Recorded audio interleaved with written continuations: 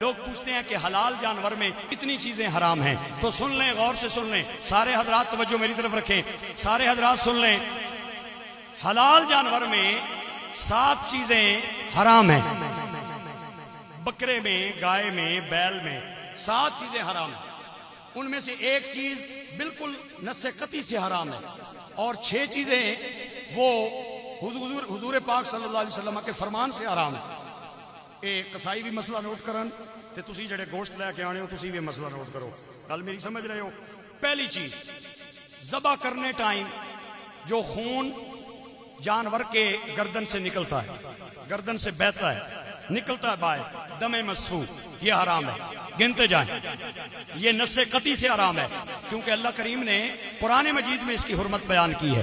انما حرم علیکم المیتہ والدم ولحم الخنزیر وما اہل بہ لغیر اللہ، اس کی حرمت قرآن سے ہے۔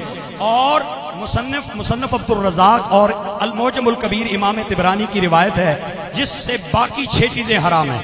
حضور نے 6 چیزوں کو حرام کیا ہے اور فقہا نے اسے مکروہ تحریمی قرار دیا ہے۔ مکروہ تحریمی بھی عملاً حرام ہوتا ہے، آپ یہی سمجھیں کہ حرام ہے۔ پہلی چیز، مثانہ، جہاں پہ چھوٹا پیشاب جانور کا جمع ہوتا ہے، وہ تھیلی، وہ جگہ، مثانہ، وہ مکروہ تحریمی ہے، اس کا کھانا جائز نہیں ہے۔ نمبر 2، خصیتین، خصیتین جو نر جانور کے ہوتے ہیں، جن کو آج کل بڑی شوق سے پکایا بھی جاتا ہے، کھلایا بھی جاتا ہے، اور لوگ ہم سے پوچھتے ہیں جی اے ٹکا ٹک جائز ہے؟ ٹکا ٹک پہ ہونی ہر ہوٹل نے سامنے، یہ حرام ہے، حضور نے منع کیا، یہ مسئلہ یاد رکھ لیں۔ نمبر 3، پتا۔ نمبر 4، نر کے پخانے کی جگہ، شرمگاہ۔ کتنے ہو گئے؟ نمبر 5، خون کو شامل کر کے 6واں نمبر ہے، اور خون کو نکال کے 5واں نمبر ہے۔ میری بات سمجھ رہے ہیں آپ؟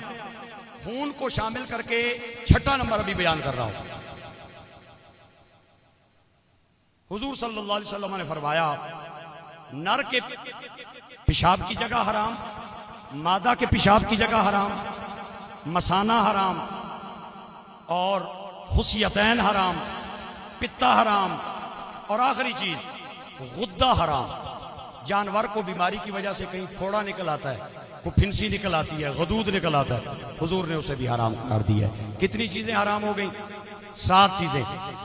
ایک چیز جو ہے وہ قرآن کی نص قطعی سے حرام ہو گئی، اور 6 چیزیں جو ہیں یہ حدیث پاک سے مکروہ تحریم آ گئی۔ کوئی بندہ مجھے ثابت نہیں کر کے سکتا کہ اس میں اوجری بھی شامل ہے۔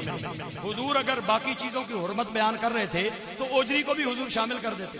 اوجری کا ذکر نہیں آتا ان ساری چیزوں میں، باقی چیزوں کا ذکر آتا ہے، لہٰذا علماء کرام نے اوجری کا کھانا وہ جائز رکھا ہے، اسی وجہ سے کہ اگر باقی چیزیں حرام تھی تو حضور اوجری کا بھی ذکر کر دیتے، لہٰذا چونکہ حضور نے اوجری کا ذکر نہیں کیا لہٰذا وہ کھانا حلال ہے۔